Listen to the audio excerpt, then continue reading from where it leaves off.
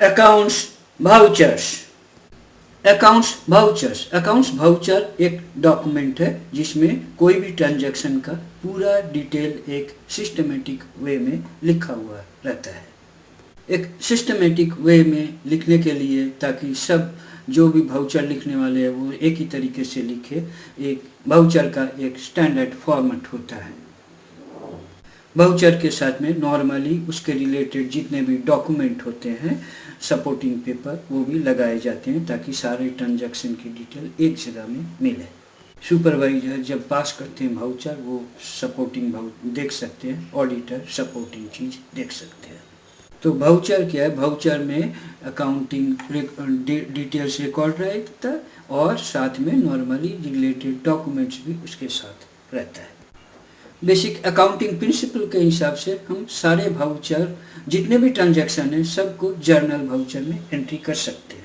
लेकिन सुविधा के लिए, बेटर कंट्रोल के लिए, काम को डिवाइड करने के लिए हम लोग कई तरह के वाउचर टाइप यूज कर सकते हैं एक एक तरह का ट्रांजैक्शन के लिए।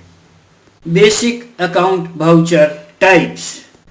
वाउचर टाइप का मतलब है कि एक ही तरह का ट्रांजैक्शन के लिए एक तरह का बहुत सब अलग अलग तरह के ट्रांजैक्शन के लिए अलग अलग तरह का voucher type.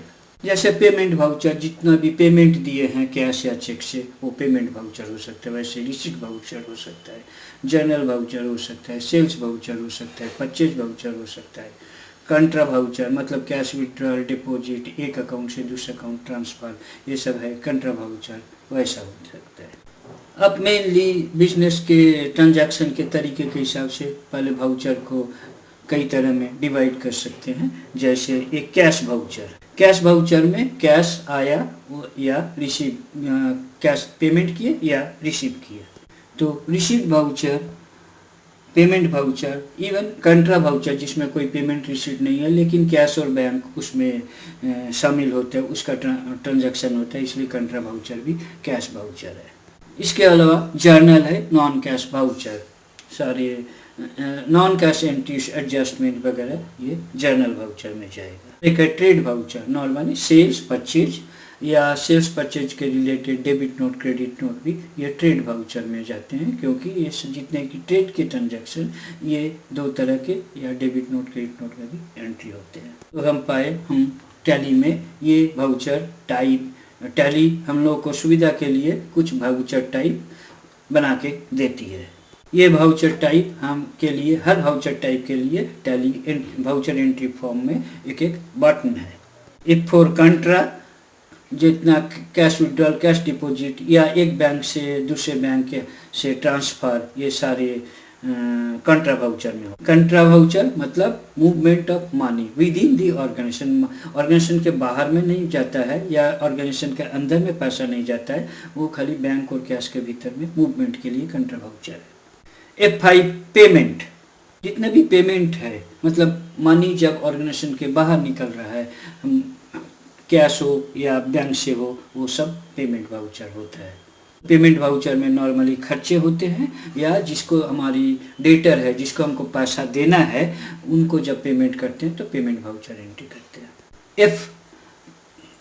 F6 receipt voucher में जितने भी पैसा हमको मिल रहा है, मतलब कैश में या बैंक से, तो रिसीट वाउचर मिलता है। रिसीट वाउचर में कोई भी इनकम का पैसा आया वो एंट्री कर रहे हैं, या जिससे पैसा हम लोग को मिलने का है उससे जब पैसा मिल गया तो रिसीट वाउचर एंट्री करते हैं। F7 जर्नल, कॉन्ट्रा, पेमेंट और रिसीट वाउचर में हम लोग कैश रिलेटेड एंट्री करते हैं, उसमें कैश लेजर का कैश या बैंक लेजर का ट्रांजैक्शन होता है।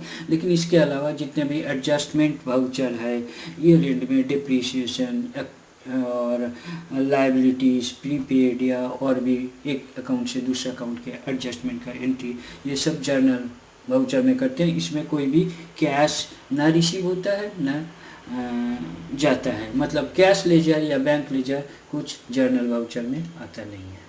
इसके अलावा ट्रेड वाउचर में F8 सेल्स भी एक तरह ट्रेड वाउचर में आता है। जितने भी सेल्स की एंट्री है, क्योंकि ट्रेड मतलब सेल और परचेज, सेल्स की जितनी एंट्री आती है वो सेल्स वाउचर में करते हैं। अब कैश सेल्स जो है वो या तो रिसीट वाउचर में कर सकते हैं या, लेकिन अच्छा है टैली में सजेस्टेड है कि क्योंकि सारा सेल्स एक जगह मिले तो आप सेल्स वाउचर में ही कैश सेल्स भी एंट्री करें।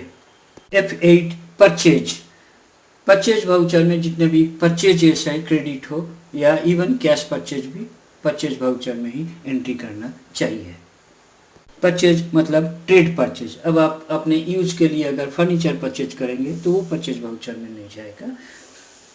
Debit and credit note vouchers, ये भी एक तरह का ट्रेड वाउचर है। ये रिवर्स ऑफ सेल या परचेज वाउचर है। सेल्स करने के बाद में अगर रिटर्न आया माल तो क्रेडिट नोट इशू करेंगे या कोई डिस्काउंट वगैरह दिए तो भी क्रेडिट नोट में जाएगा।